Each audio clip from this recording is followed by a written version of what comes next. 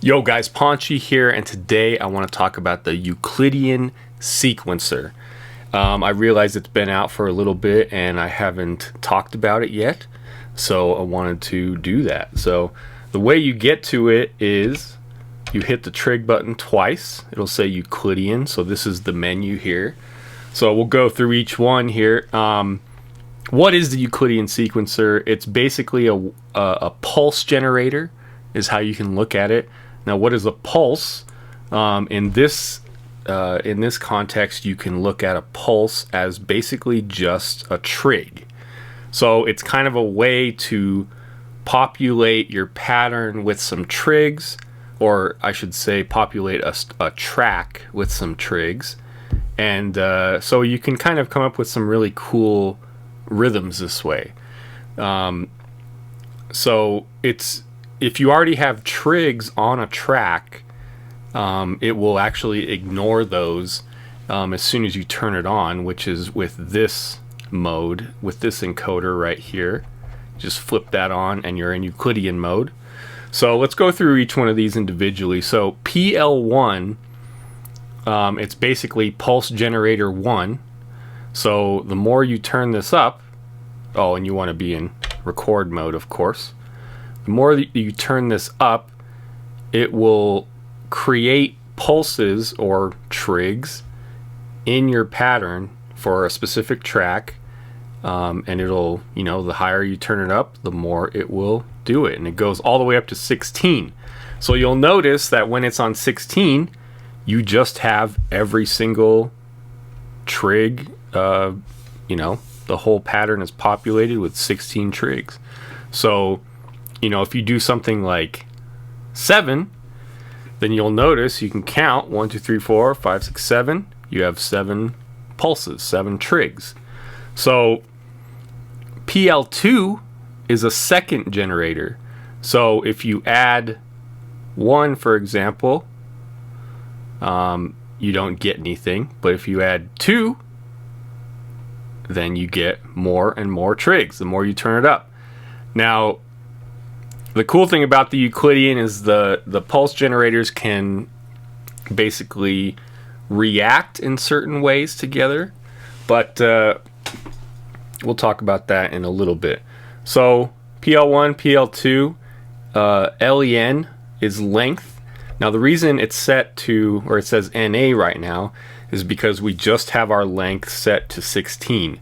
So if you go ahead and change the pattern length, for now, we won't go into advanced mode just yet. We'll just keep it to the normal mode. So if you go to 32, for example, of course that means you'll have 2 pages over here, 2 bars, however you want to look at it. And so, being as we have it on 7, it's gonna split up the 32 steps evenly. Well, in a way that you'll have those 7 pulses spread over the whole 32 steps. So, you know, when you have it set to 16, of course, it'll only add trigs over the 16 steps. Now, it still says NA. It looks like you do have to have it in advanced mode for that. So, there you go. When you set it to advanced mode, you'll notice that you can actually change the length here. So while your pattern will be in 32 steps for this track, of course, you can actually change the length of it on the fly. So if you go over here, if you have it set to 24, you know, then it's only gonna go up to basically trig 8 will be the last, or step 8 here will be the last trig. So it'll spread those 7 pulses over 24 steps. So we have 2 here, and then you'll notice we have 5 here. So that's kind of an interesting way to change it up on the fly, basically. These other encoders down here, basically RO, or R, is a rotation generator. So, and then same with RO2. So what it actually does it'll kind of rotate the trigs like along the pattern here, basically the sequence. So if you just turn it slowly, watch this trig, watch these, you'll notice that they kind of just go to the right. And then you can also set them to the left, set it negative to where they go to the left. So RO2, that's a way to rotate the pulse generator 2. So you'll notice if you try to use RO2 while we have no pulses coming from the second pulse generator, it doesn't do anything because you're rotating what's not there, basically. So, you know, say you set this to 2 or whatever, and then you try to rotate it, then you'll notice that only certain ones rotate, only the ones generated by the second pulse generator.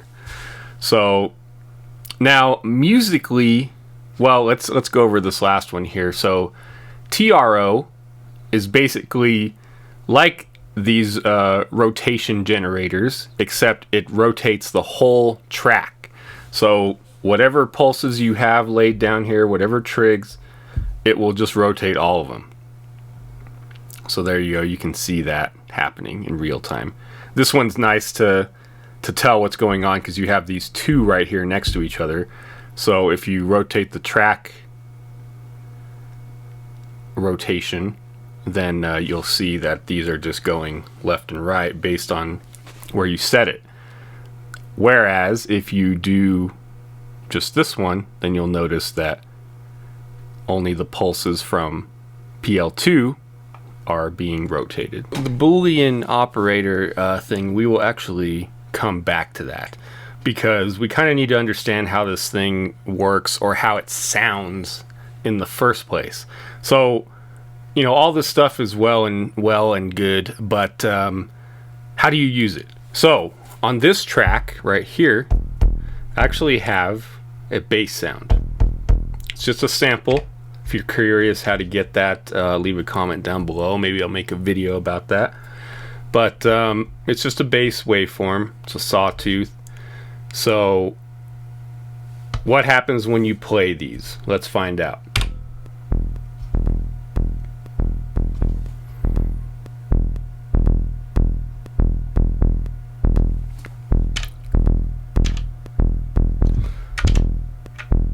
So I want to keep it to 32 actually here. If you mess with this length, it will actually increase the page amount that you have here. So that's one thing to keep in mind. But anyway, as you can hear, it's basically just playing these trigs that I laid down via the pulse generators. So as you can tell, let me turn off this metronome. As you can tell, it's just the same note every single time, because that's what would happen if you weren't using the Euclidean and you placed a bunch of trigs. It would just be the same note unless you played them live. So to me, the interesting thing about this is, you know, we kind of have like a cool rhythm going, you know. So what you can do here is you can actually go to chromatic mode here, hold down one of these trigs, and then change the note. And then also an interesting caveat about this is that however you tap the note on the pad, it will actually capture that velocity information as well. So if I hit this one quietly, you know, with not a ton of velocity versus like hitting it really hard, then it actually will capture that velocity information right there. You can see that was a full hit basically. Then you can see that it will capture that velocity information based on how hard you hit it. So that's one thing to keep in mind. You don't want to just tap these quiet, you know, softly if that's not what you're intending on doing. So anyway, here you have a bunch of notes that you can add.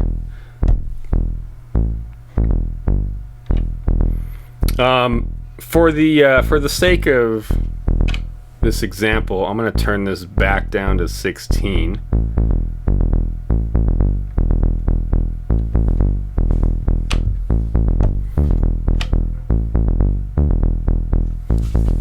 And then so now you can kind of hear, you know, a fledgling bass line beginning to manifest. And so what do you do from here? So of course, if you're you know, if you're playing in an EDM context or whatever, then you add your 4 on the floor. Oh, and then of course you turn this back down to 16. And then what do you have? You have instant you know, drum and bass. Not drum and bass, but you know, you have a beat and you have a bass line. And then of course you can go over here,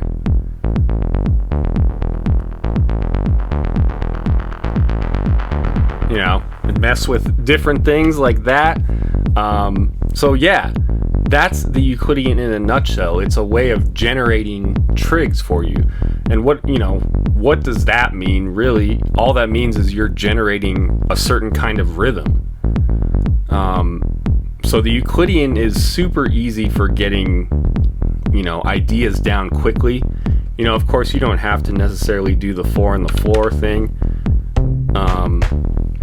You know, you can kind of do a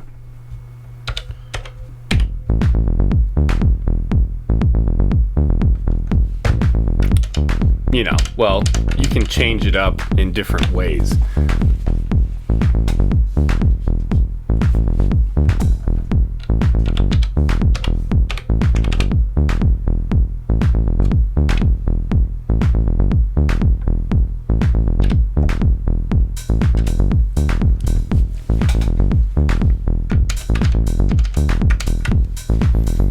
And there you go. So I basically showed you how to use it in a melodic sense, but of course you can also use it in a rhythmic sense. I mean, that is ultimately what it's doing. But you know, I showed you how to use it to make a bass line. But you know, keep in mind you can use this for your kicks. You know, if you're just doing 4 on the floor type of thing, you know, obviously you don't really want it to be used on your kicks. But you know, you could use it on hi-hats, like a tom pattern, you know, rim shot pattern. You know, if you have your 4 on the floor with like a clap on the, you know, 2 in the 4, 1, 2, 3, 4, then you could use like the Euclidean for your rim shots to do kind of like a percussive thing in the background. You know, there's so many ways to use this. So the final thing we'll talk about is the Boolean operator. So what does that do? So sometimes when you generate pulses here using both of them, both of the generators, you'll end up actually with some overlap. So the Boolean operator is a way to deal with those overlaps. So by default, if you have 2 overlapping pulses, nothing will happen by default. It'll just play that trig, play that pulse as if it was just 1. But if you use these Boolean operators, then you can have those overlap ones function in different ways. So we have 4 different Boolean operators. The first one is OR. So basically that means that's the default. That's basically just what I said. If you have overlapping trigs, it'll just play as if it was 1 trig. So XOR. So basically if you have overlapping trigs, then they will actually cancel each other out. So it's kind of the opposite of OR, because OR, if they overlap, they'll just play. XOR, if they overlap, they will disappear. So the best way to tell that is to switch it to XOR, and then you'll notice that this one disappeared. So what that meant is that having the generators set to 7 and 3, and then XOR, this was the only one that overlapped, and so that canceled it out. Okay, the next one is and. So let's go to and. So you'll notice that kind of the opposite thing happened here. So with and, if you don't have any overlaps, then those trigs, those pulses, will disappear. So that's kind of a way to, you know, run both of the pulse generators, and then, you know, again, keep in mind, like, this Boolean operator thing might be kind of complicated. It might be kind of weird to wrap your head around, but keep in mind that this is just a way for you to generate rhythms. So, you know, if you're using and, you know, you could look at it as like you're kind of taking out pulses that you may not need. You're kind of trimming the fat, so to speak. That might be another way. And then sub, it's kind of the opposite of and, basically. So if you have sub, it is kind of a way, you can kind of look at it as XOR, but you know, the best way to kind of understand it is switching between and sub. If you switch between and sub, you'll notice that it's basically kind of the opposite of what you have. So and all of these trigs slash pulses that were over here, they don't have overlap. So that's why they disappeared. Whereas this one, these don't have overlap. This one did, so it takes out the overlapping ones. So that's how you kind of want to look at all those. The Boolean thing was kind of weird to wrap my head around at first, but, you know, like, say you have and here. If you mess with this more, you can kind of start to see how it functions. These are appearing here because we're having more overlaps. That's what and does. So that's kind of another way, again, to just generate rhythms. You don't have to use the Boolean thing. You know, in my opinion, you can definitely get away with not using it, but it certainly makes things more interesting.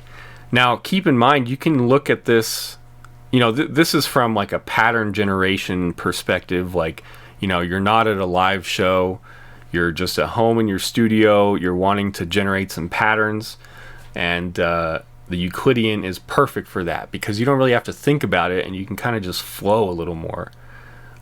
Whereas the Boolean thing, that's just, you know, further another way of generating the patterns, basically generating the pulses, the trigs. You know, I use all these, you know, these terms are kind of interchangeable in a way, but of course, you know, ultimately you're just trying to make a pattern. You know, you're trying to make a beat or whatever it is, you know.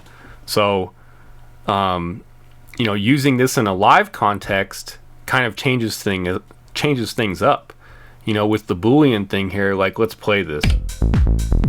So there's or, the default one, the first Boolean operator. So that's just every trig here.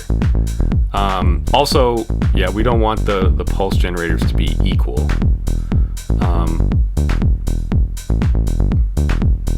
Because then you don't really get any kind of benefit of the overlaps in that regard, because it will essentially like delete them all, you know.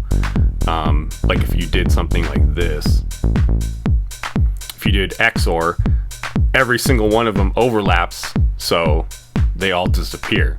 So you don't really want those to be the same. So, I mean, you know, you can, but again, anyway, I digress.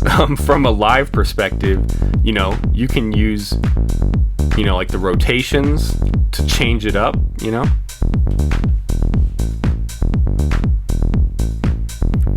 You know, and then maybe you like, you know, maybe you didn't like how it sounded without any rotation of the trigs. Maybe you like how it sounds when you rotate them a little bit. So what do you do at that point? Say you like the pattern that you came up with here and you want to kind of make it more permanent, then what you can do is hold function and then flip off the Euclidean and keep an eye on these. Boom. So what that does is it takes all of the Euclidean pulses that we generated and it just converts them straight up to actual trigs. So that way it's more permanent, because you know, if you come over here and mess with the rotation, you know, obviously it's not going to do anything because the Euclidean is off. So you know, you have a lot of leeway here, and again, kind of going back to the live thing, you know, what we have right here is a pretty busy bass line, you could say. You know, there's a lot going on. I actually do kind of like that rhythm a little better once I rotated it versus like the first one. But that's what's cool about having the Euclidean on, is that you can just go back to that first rhythm. That one's pretty cool too, I'm not gonna lie. So